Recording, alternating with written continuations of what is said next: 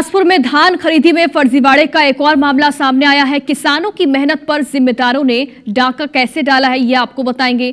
Zero shortage बताकर 500 quintal से भी ज्यादा धान गायब कर दी गई और इसमें धान खरीदी केंद्र प्रभारी, ऑपरेटर से लेकर अधिकारियों तक की संलिप्तता यानी कि मिली भगत की बात कही जा रही है। देखिए खास रिपोर्ट।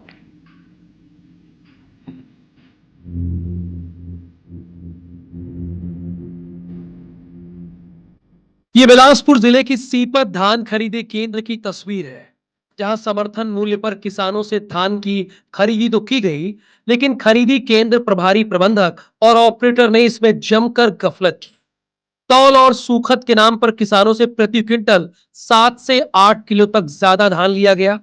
2024-25 में इस केंद्र में करीब 65,000 क्विंटल धान की खरीदी की गई। खरीदी खत्म होने के बाद धान का उठाव हुआ। इस दौरान केंद्र प्रभारी, प्रबंधन और ऑपरेटर ने किसानों से लिए गए अतिरिक्त धान गायब कर दिया और दूसरे जगह छिपा दिया। IBC 24 की टीम उस जगह पहुंची जहां अवैध तरीके से धान को छिपाकर रखा गया है।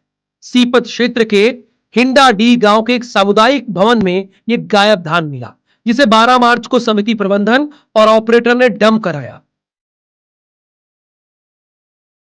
बिलासपुर जिले में एक बार फिर से धान खरीदी में बड़ी गड़बड़ी सामने आई है। सेवा सहकारी समिति सीपत में धान खरीदी में जमकर फर्जीवाड़ा और गफलत किया गया है। इसका सीधा नज़ारा हम आपको दिखाते हैं। हम इस वक्त मौजूद हैं सीपत के हिंडाडीह गांव में और देखिए यहाँ पर एक सामुदायिक भवन है। इस सामुदायिक भवन में लगभग 500 बोरी से ज़्यादा जो धान है यहाँ पर रखा हुआ है, जिसमें खरीदी केंद्र के कर्मचारियों के साथ अधिकारियों की संलिप्तता की बात भी कही जा रही है। बताया यह भी जा रहा है कि पहले भी इसी तरह किसानों से अतिरिक्त धान लेकर संबंधित केंद्र में गफलत की जा चुकी है। जानकारी के मुताबिक धान खरीदी केंद्र के कर्मचारी मिली भगत कर बड़ी मात्रा में धान को छिपाकर रख लेते हैं।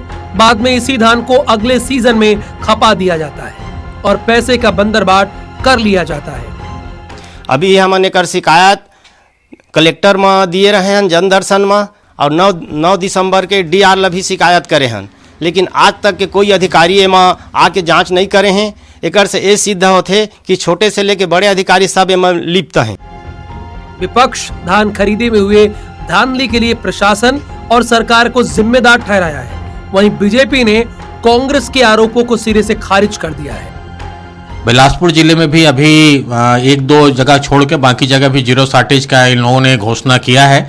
अगर जीरो शॉर्टेज है तो फिर धान कहाँ से आएगा? निश्चित रूप से ये अवैध और भ्रष्टाचार का ही है। इसमें शासन प्रशासन से लेकर अधिकारी कर्मचारी सबकी मिलीभगत होगी। कि किसानों को धान खरीदी के समय अनेक प्रकार से प्रताड़ित किया जाता है कि तुम्हारे धान में नमी ज़्यादा है, तुम्हारे धान में गोटी है, ये है, वो है, कचड़ा है, अमानक है, इस तरीके का बात किया जाता है और किसानों से अतिरिक्त धान जानबूझ के लिया जाता है। सीपत सोसाइटी जो है भ्रष्टाचार का अड्डा बन गया है और यहाँ के जो कर्मचारी हैं वो किसानों के हित में भी काम नहीं करते हैं, किसानों के साथ में अच्छा व्यवहार नहीं करते हैं। मुझे भी अनेक शिकायतें मिली हैं, मैंने ऊपर बातचीत भी किया है। अब देखते हैं इस पे क्या कार्रवाई होती है।